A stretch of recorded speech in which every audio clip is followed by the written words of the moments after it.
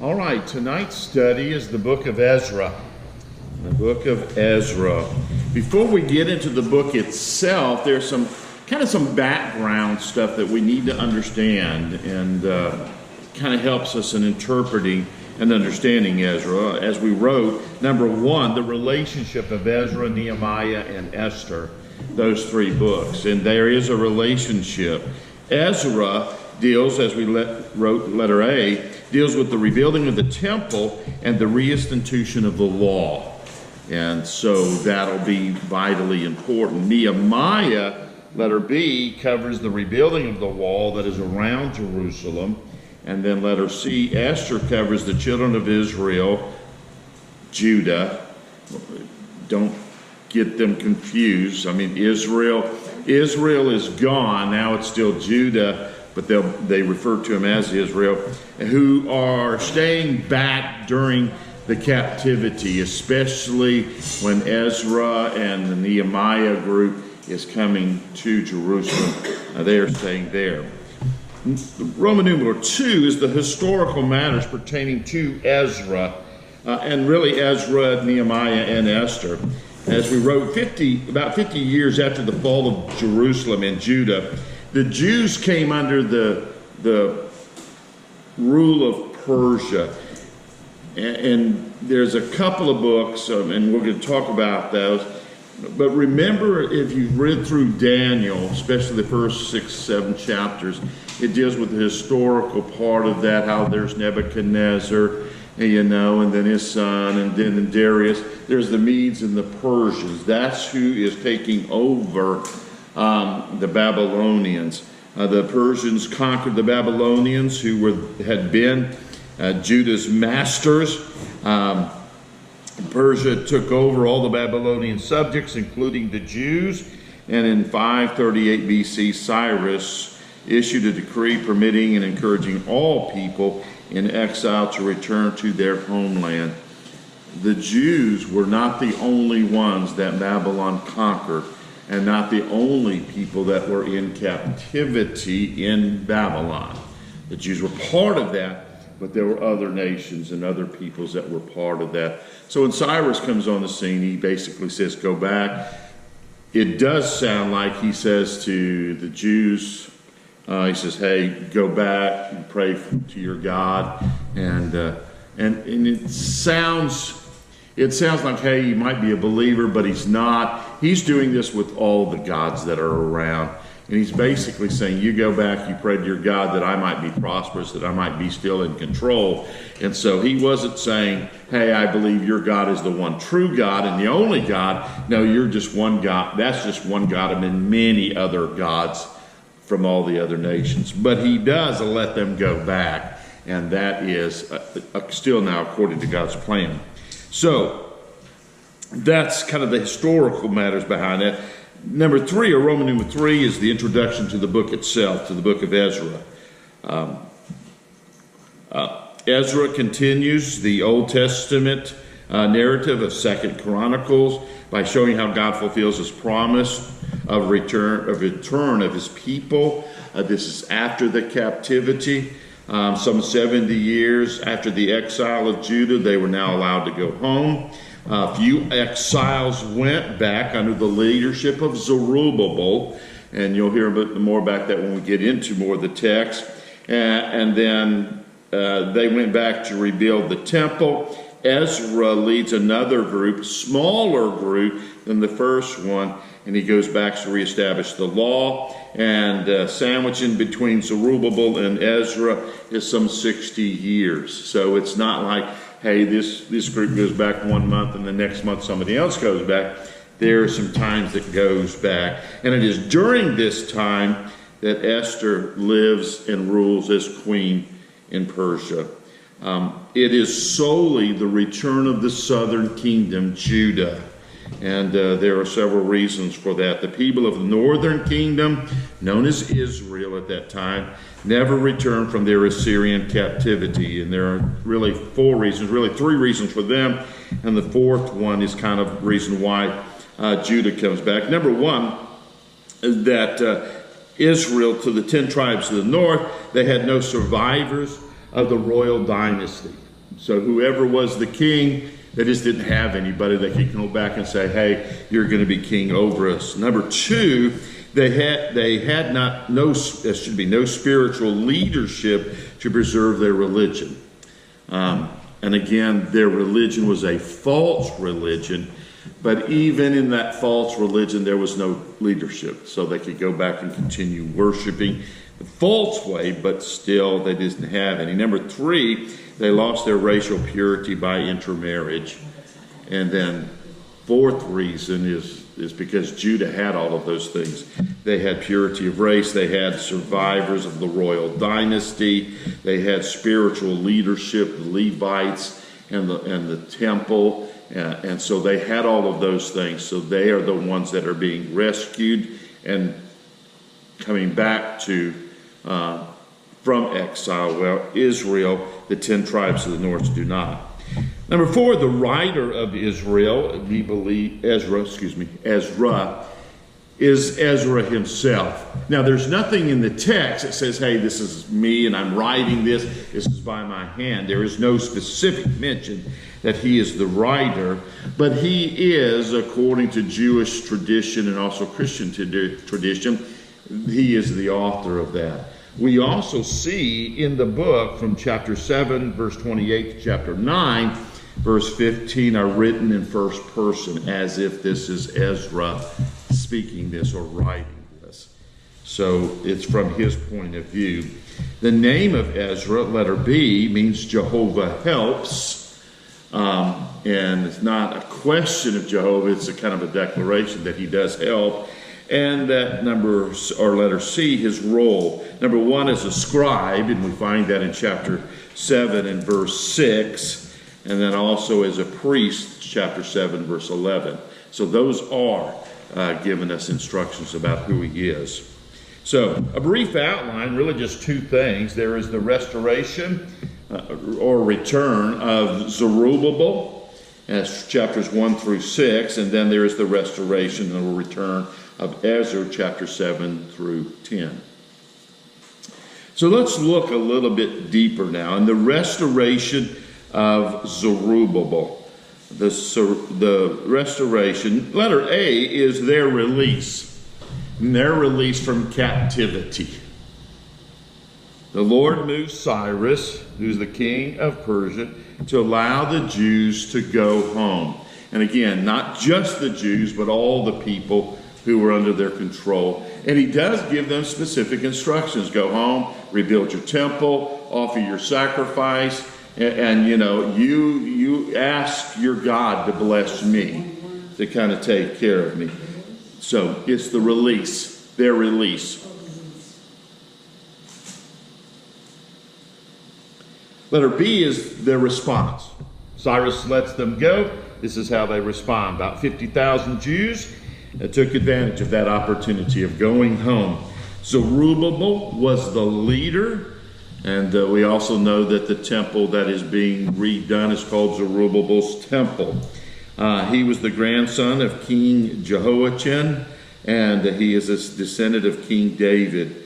And from this time on, the Israelites are called Jews because they came from Judah.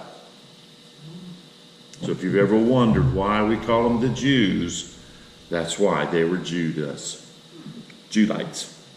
Okay? Letter C is their rejection. Their rejection. And when we say their rejection, we're talking about the vast majority of the Jews stayed in Babylon. They didn't go home. 50,000. A large crowd, don't misunderstand, but we're talking about millions of people and only 50,000. Not even 500,000. 50,000 came home. The vast majority stayed in Babylon. They had built their homes. They had their families. They had established themselves. Things were going pretty well for them. And so they don't go back, and they reject the offer of being able to go back. And not just because things were going so well for them in Babylon, but it was a treacherous trip going back across the desert. And then they were going back to what? To everything that was destroyed. And they have to rebuild everything, their homes, their businesses, the temple, all of those things. So it just didn't look good for many of them to go back home. So they rejected the offer of going home. Letter D is the revival. For those who did go, upon the ending of their 800-mile journey, they built an altar, they offered sacrifice, and they kept the feast, the festival of tabernacle. And so it was a joyous time for those who made the trek, followed through, and to be able to worship in their homeland and on the altar that God had provided. And it really was a conclusion to the promise that God would eventually let them come back home. Letter E is the rebuilding. The rebuilding. Upon their arrival, they waited some 2 years before they went to work in rebuilding the temple. They started with its foundation, with the stone that was there. Remember King David purchasing the land? That's where they built the temple on. Solomon did, and so that stone still there, and they began to build upon that. Then there is letter F, the refusal. The refusal. The refusal is,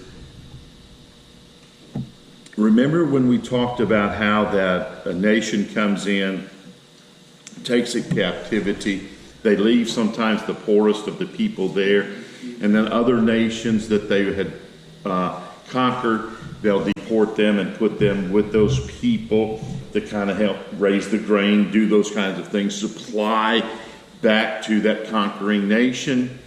Well, there was a guy that brought in all of these people, and they intermarried. Well, now this group of people saw in Jerusalem, they were rebuilding the temple, and they said, hey, we want to do this too. We want to help out. And basically, the Jews said, no, you've intermarried with pagans. We're not going to allow this to happen. And they didn't do it. And it does seem, as you kind of read through it, that, here they wanted to do the right thing, do a good thing, but they really didn't. They were conniving. They wanted to stop it. Because what you'll read is that when the Jew says, no, thank you, they did everything within their power and did accomplish stopping the work. So if they were really sincere about, hey, we want our temple to be rebuilt, we want to regain and doing sacrifice and those things, they would have at least been glad to allow that to go on. They didn't.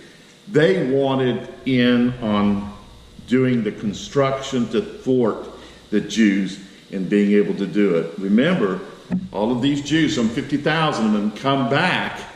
Well, guess who's been in charge for like the last 70 years?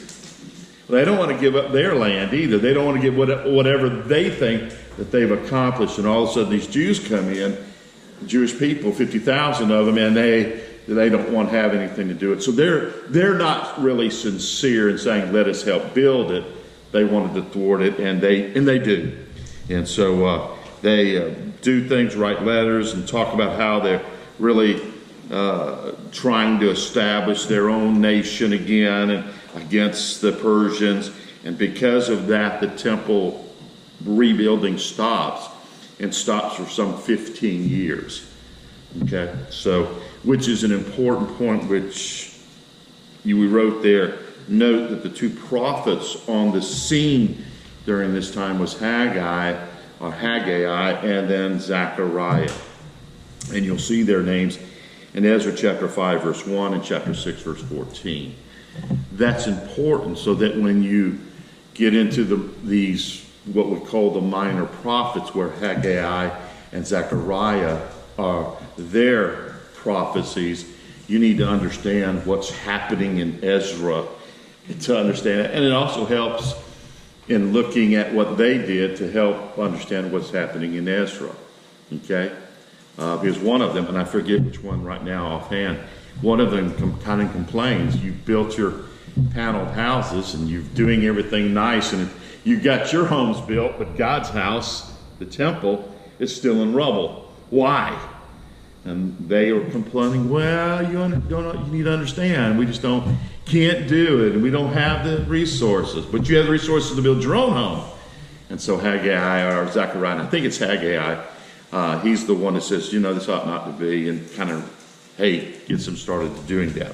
So note that those two prophets are prophesying during Ezra, or really Zerubbabel, and that leads us now to the Roman numeral 2, the Reformation, under Ezra, chapter 7 through 10.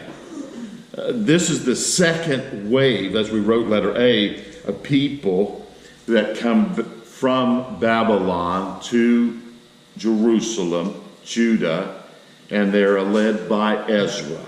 First one led by Zerubbabel, this one's led by Ezra. Some 60 years have passed since the first wave returned to exile, and this second group is much, much smaller than the first. Letter B is Ezra's twofold ministry. Number one, to teach the law. To teach the law. And that's his scribalness, or that he's a scribe. And so he's a teacher of the law. Number two, to restore the organized worship of Jehovah, and that he does as a priest.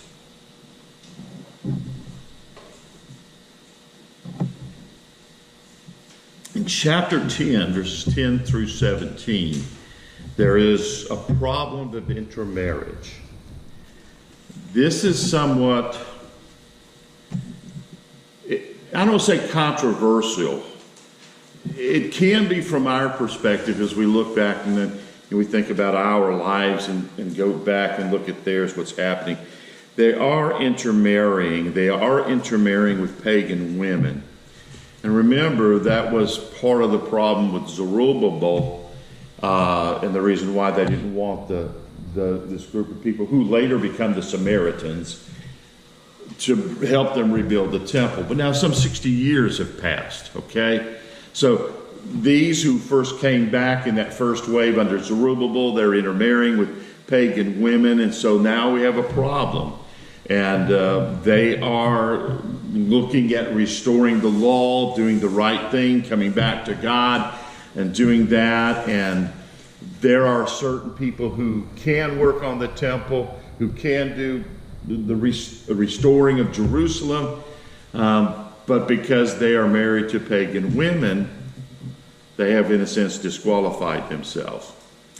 And so there is a problem. There's a lot of these men have intermarried, and so what do they do? Ezra's, I won't say advice, that sounds bad because it sounds take it or leave it. The teaching is, you got to leave these pagan wives. Put them away. It means divorcing them. And but he says there are so many of them that there would be very few to be able to do the work. And so there was set up, and there was some time, and they would listen to the story about what would happen and who they were doing. And it wasn't, hey, you're married a foreigner, you're out of here, or you're married to a foreigner, and you can't worship God, you can't work on the temple, you can't restore everything. You've got a divorce because for divorce's sake. But it was leading to idolatry. And that was the issue. And that's what they just came out of. That was the whole problem. The reason why, according to Jeremiah, Isaiah, Daniel, they went into captivity to start with because of idolatry. And so they were falling back into that same old problem. And Ezra says you need to, put away your pagan wives. You need to become pure. And so again, that leads to a problem. We don't have enough people or enough time. And so there was some kind of, basically, we'll listen to and we'll make our judgment individually. So, it's Michael Gibbs. The solution, and we've kind of already alluded to the solution, take time, listen to each family, and if it was causing idolatry, you had to break it off. And again, we look at that, well, God hates divorce, yes, yes, and all of that. But understand, it was leading the nation astray after paganism. And in that case, to restore the purity of the people and the purity of the relationship with God, that's what they had to do. Now, it wasn't if it was a Gentile, non-Jewish, you need to get rid of her because she was Gentile. There was Rahab, there was Ruth. So it wasn't just you're a pagan, you're a Gentile, but if this person is leading you astray, then that needed to stop. The purity in that respect is what was keeping. It wasn't an issue of race. It was an issue of the religion and their relationship with God. Okay? So when you read through that and you think, oh, that's kind of unfair, yes. In our culture we would be, since we have such loving relationships, but if they were causing idolatry, we could understand why that would be. At least this is where we need to start. So, in conclusion, the book of Ezra recounts Judah's final years of exile in Babylon, and including the accounts of two returned groups as they restore their homelands after 70 years in captivity. Those who returned struggled to resist the foreign influences and to rebuild the temple are spotlighted in this book. However, the book rejoices in God's provision in returning them to the land, rebuilding the temple, and calling his people back to himself. Okay?